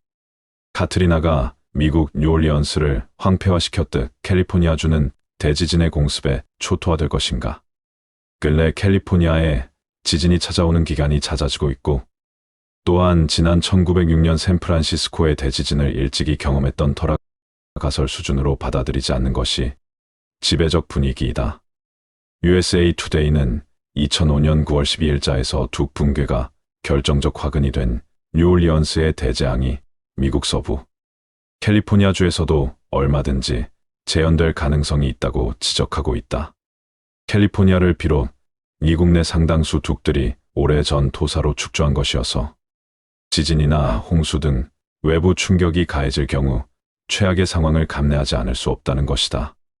USA 투데이는 둑 주변 저지대에 수십만 명이 몰려있는 캘리포니아주 북부 지역이 이런 위험성에 노출돼 있다면서 세크라멘토, 산호아킨 삼각주 지역을 중점 거론하고 있다. 지진 엄습 시에 특히 농촌 지역인 세크라멘토 인근에 둑이 균열될 가능성이 엄청나다는 것이다. 많은 지질학자들은 지진 예측이 사실상 불가능하다고 말한다.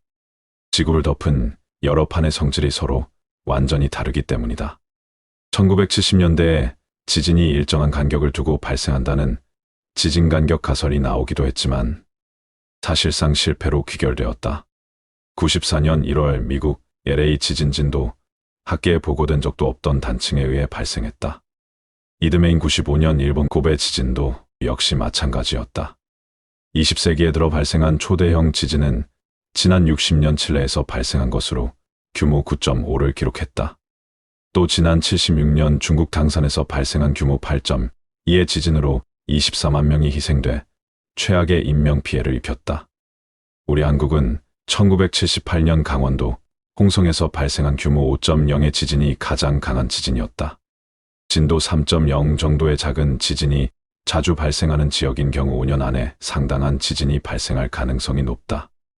여전히 혼돈스럽고 예측하기 힘든 지진이기에 가능한 사전 조치에 매진할 수밖에 없는 것 아니겠는가. 이렇게 한국 역시 지진의 안전지대였지만 최근 들어 자주 발생하는 지진으로 안전지대가 아님을 알 수 있게 되었다. 쉽게 말해 일본이 그동안 방패막 역할을 해주었지만 조금씩 그 방패들이 수많은 지진으로 인해 부식하고 깨지고 떨어져 나간 사이로 지진은 무섭게 틈새를 타고 한국으로 오는 탓도 있겠지만 무엇보다 지축의 그 기동으로 우리나라도 지진의 안전지대에서 벗어날 수밖에 없게 된 것도 한 요인으로 밝혀졌다. 앞으로는 우리나라도 지진에 대비를 해야 할 것이라는 각계 전문가들의 충고를 새기고 철저하게 만반의 준비를 함으로 행해 있을 지진으로 인한 피해가 최대한 작도록 해야 할 것 같다는 생각을 하며 이만 영상을 마치도록 하겠다. 한국의 7대 불가사의 8만대장경의 신비. 안녕하세요. 미스테리함 채널에 오신 것을 진심으로 환영합니다.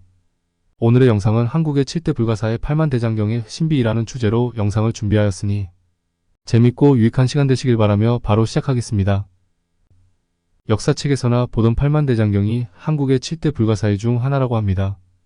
2007년 세계기록유산에 등재된 우리나라 국보로 현재의 인사, 장경판전에 보관하고 있는 고려의 제조대장경을 지칭합니다. 경판의 수가 81,258매에 달한다고 하여 8만대장경이라고 일컫고 있습니다. 고려의 초조대장경을 다시 새긴 것이므로 제조대장경이라고도 합니다. 오늘날에는 흔히 고려대장경이라고 부르는 목판 인쇄물입니다. 8만대장경이 왜 7대 불가사의인지는 차후에 소개하기로 하고 우리나라의 자랑이자 세계 최고의 목판 인쇄물인 8만대장경을 소개하겠습니다. 먼저 8만대장경은 고려 시기 동아시아의 활발한 불교 교류와 고려 불교 문화의 높은 수준을 보여주고 있으며 현재에도 여러 문화권의 대장경과 함께 불교학 연구의 기본 자료가 되고 있습니다. 기술적인 측면에서 목판 인쇄술 발전에도 크게 기여하였습니다. 판수가 8만여 장에 달하고 8만 4천번 내에 대치하는 8만 4천번문을 수록하였기 때문에 8만대장경이라고 부릅니다. 고려시대 두 번째로 판각한 대장경이라 하여 제조대장경이라고도 합니다. 고려에서 처음으로 판각한 대장경은 11세기 초 현종대에 새긴 초조대장경입니다. 여기에 11세기 말 의천의 주도로 판각된 속장경과 현종대의 대장경경과 함께 대구 부인사에 보관되어 있었는데 1232년 몽골군의 침입으로 모두 불에 타버렸습니다. 이에 당시 집권자인 최후 등의 발의로 다시 판각한 것이 8만대장경입니다. 대장경판을 새긴 것은 부처의 힘으로 몽골군의 침입을 물리치고자 하는 염원에서 비롯되었습니다. 고려는 강화도에 대장도감을 설치하고 남해를 비롯한 여러 곳에 실제 판각을 담당하는 분사, 대장도감을 설치하여 1237년부터 1248년경까지 약 10여 년 동안 경판을 새겼다고 합니다. 대장경에 수록된 경전들은 초조 대장경을 저본으로 하면서 송과 거란본 대장경을 비교하여 교정하였으며 새로 여러 서적을 참고하여 다양하게 보완하였습니다. 조선 초에 이르러 일본에서는 8만대장경의 인쇄본뿐만 아니라 경판까지 보내달라고 끊임없이 요구하였습니다.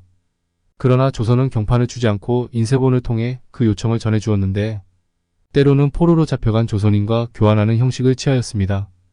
이 때문에 고려나 조선 시기에 인쇄된 본드 중에는 현재 일본에 소장된 경우가 많습니다. 대장경판은 판각 후에 강화도에 보관되었다가 조선 초에 경상남도 합천 해인사로 옮겨져 지금까지 해인사에 보관되고 있습니다. 대장경판은 1962년 12월 20일 국보 제32호로 지정되었습니다.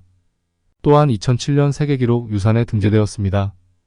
유네스코 한국위원회의 홈페이지에 따르면 대장경이라는 단어는 석가모니가 일생 동안 설법한 경전과 율, 그리고 그 내용들에 대해 사람들이 전한 논서, 추석서, 원서들을 집대성한 불교 경전의 총서를 가리키는 말이라고 합니다. 대장경판은 종이에 불경을 인쇄하기 위해 만들어진 목판이므로 말하자면 국립도서관 불교 섹션을 인쇄판과 종이 인쇄본 통째로 넣어놨다고 보면 됩니다. 팔만대장경은 불교를 국교로 받아들인 국가에서 경전 정리 사업으로 진행해 국가별로 여러 판본이 존재하는데 한반도의 판본은 고려 시대에 시작하여 조선을 거쳐 지금에 이르기까지 매우 여러 번 인쇄되었습니다.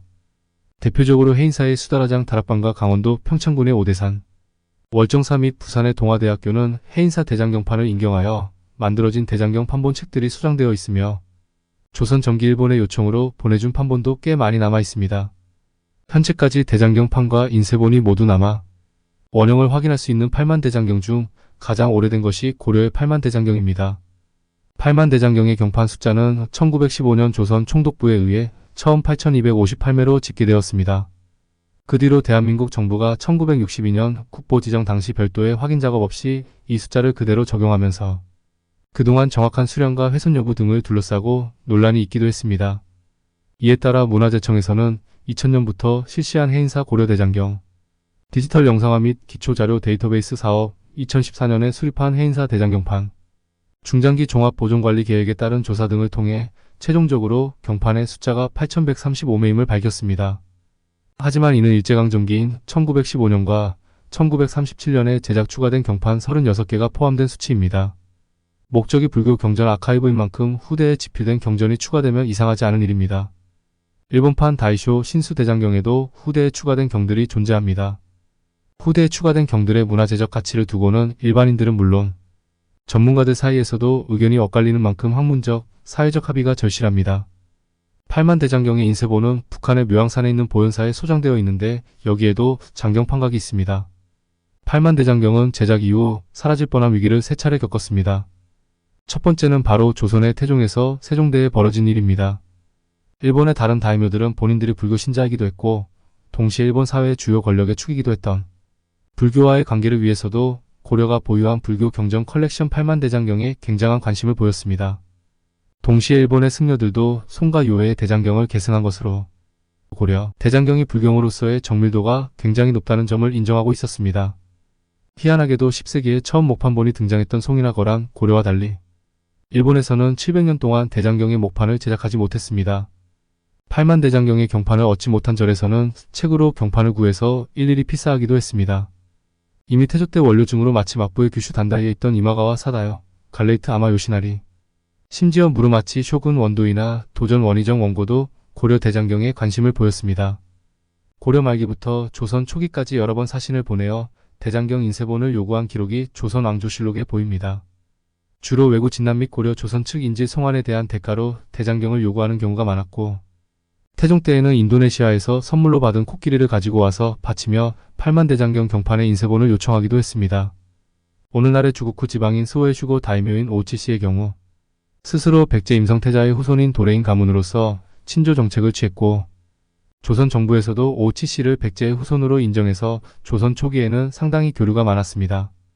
그러던 와중에 조선의 외고 진압의 공정 및 예탄반도 국가인 백제와의 연고를 들어 조선에 꾸준히 팔만대장경 경판을 달라고 요구했습니다.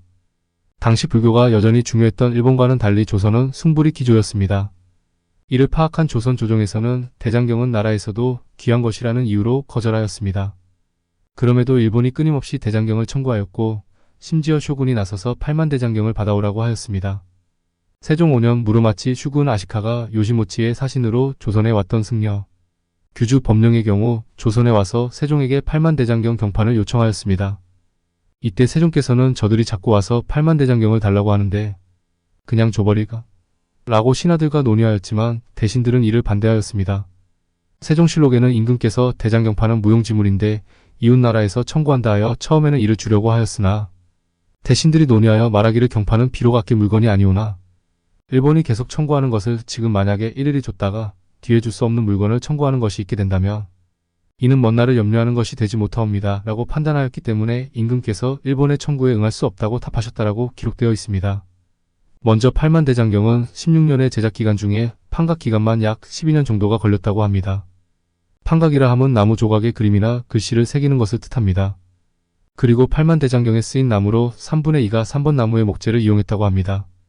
3번 나무가 쓰인 이유로는 그 시대 주위에 가장 흔한 나무종이며 재질이 균일하다는 이유로 3번 나무가 쓰였다고 전해집니다.